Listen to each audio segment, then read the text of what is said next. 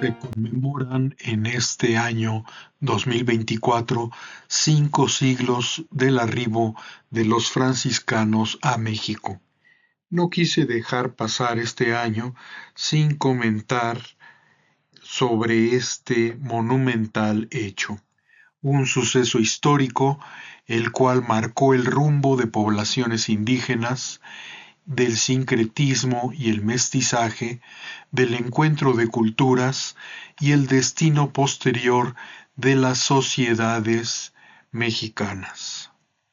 Su influencia fue tal que, en pocas palabras, fueron factor de cambio para el porvenir.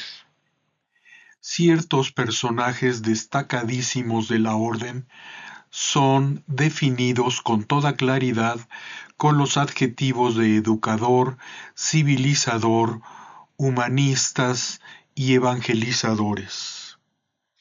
Esto último, de acuerdo a Pierre de Gaffer Destroy, en su artículo Al encuentro de Pedro de Gante, en la apreciada revista Fray Pedro de Gante, cuarto centenario de su muerte, en la coordinación de Francisco de la Maza, un número de Artes de México de 1972.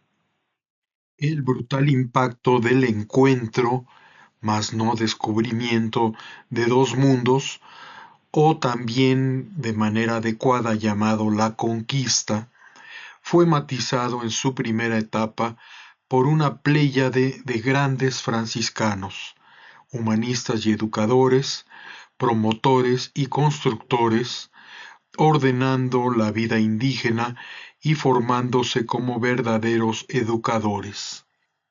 Con sus primeras acciones, tejieron un manto de protección contra los abusos continuos de encomenderos.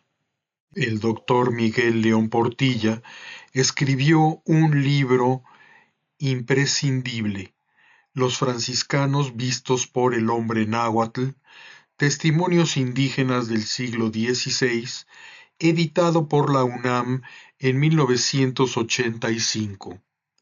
Después de una minuciosa revisión y análisis de manuscritos pictográficos, o sea, códices, y textos en náhuatl escritos ya con el alfabeto, el doctor León Portilla concluye lo siguiente.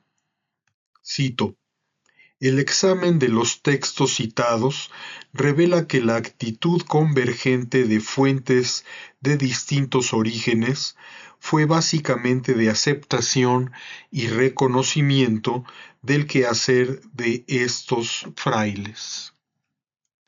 Al analizar con sentido crítico los propósitos y enfoques con que se escribieron estos testimonios, vemos que no fueron elaborados bajo consigna de los misioneros interesados en alcanzar elogios de su obra.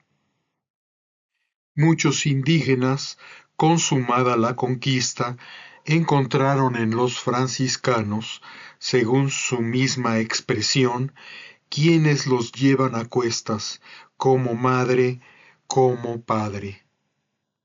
De hecho, frente a exacciones y abusos de toda índole de los encomenderos y a veces también de los mismos caciques, entre paréntesis, encaja a la perfección la sentencia tan socorrida: el hombre es el lobo del hombre. Y continuamos con el doctor León Portilla. Hombres como Gante, Motolinía, Valencia, Mendieta, Molina, Sahagún y otros muchos supieron alzar la mano en defensa de los más pobres en el agitado ámbito social de esta región nuclear del Nuevo Mundo. Por esa su obra de genuinos humanistas que, lejos de desdeñar la cultura indígena, aceptaron de ella cuanto les pareció compatible con su propio mensaje. que ahondaron en el conocimiento del náhuatl y de otras muchas lenguas de Mesoamérica, realizando además, al lado de sabios indígenas, un rescate del viejo legado nativo, introduciendo a veces nuevas instituciones comunitarias. Los franciscanos en el México del siglo XVI y principios del XVII vinieron a ser cofundadores de la realidad espiritual de un pueblo en gestación. Hasta aquí la cita del doctor León Portilla.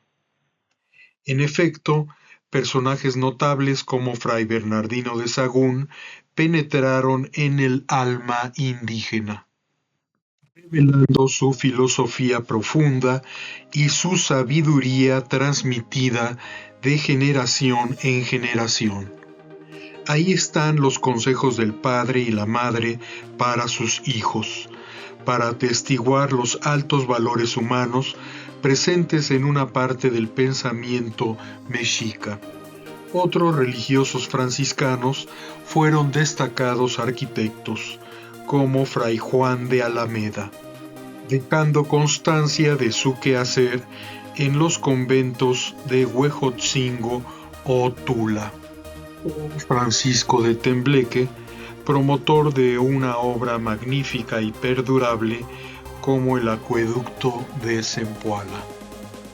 Resulta también muy pertinente citar al gran Fray Toribio de Benavente en su libro Historia de los Indios de la Nueva España, referido a la llegada de este grupo magistral de franciscanos. Cito: asimismo los indios notaron y señalaron para tener cuenta con el año que vinieron los 12 frailes juntos. Y aunque en el principio entre los españoles vinieron frailes de San Francisco, o por venir de dos en dos, o por el embarazo que con las guerras tenían, no hicieron caso de ellos, y este año, digo, que le notaron y tienen por más principal que otro, porque desde allí comienzan a contar como año de la avenida o advenimiento de Dios, y así comúnmente dicen, el año que vino nuestro Señor, el año que vino la fe. Estamos hablando, por supuesto, de 1524. Y continúa Motolinía. Cito: porque luego que los frailes llegaron a México, dende a en 15 días, tuvieron capítulo y se repartieron los 12 frailes y otros 5 que estaban en México. Todos estos 17 fueron repartidos por las principales provincias de esta tierra, y luego comenzamos a deprender la lengua y a predicar con intérprete. Había asimismo en México otros 2 o 3 clérigos y no muchos españoles, porque en obra de un año salieron con Pedro de Alvarado para Guatemala un buen escuadrón de gente de a pie y razonable de caballos. Así vemos en esta historia tan interesante de Fray Toribio de Benavente una crónica de primera mano de las vicisitudes y la gran obra que emprendieron los franciscanos en estos primeros años del contacto en la Nueva España. Hay otra sección muy interesante de esta obra de Fray Toribio de Benavente, la cual no me puedo resistir en comentarles. Cito: los indios hacen las obras y a su costo buscan los materiales y pagan los pedreros y carpinteros, y si ellos mismos no traen qué comer, ayunan, todos los materiales traen a cuestas. Tienen de costumbre de ir cantando y dando voces, y los cantos y voces apenas cesaban de noche ni de día, por el gran hervor que traían en la edificación del pueblo los primeros años. Espero que esta pequeña contribución haya sido de utilidad para conmemorar estos 500 años de la presencia franciscana en México. Gracias amigos y amigas por su atención. Nos vemos en la próxima.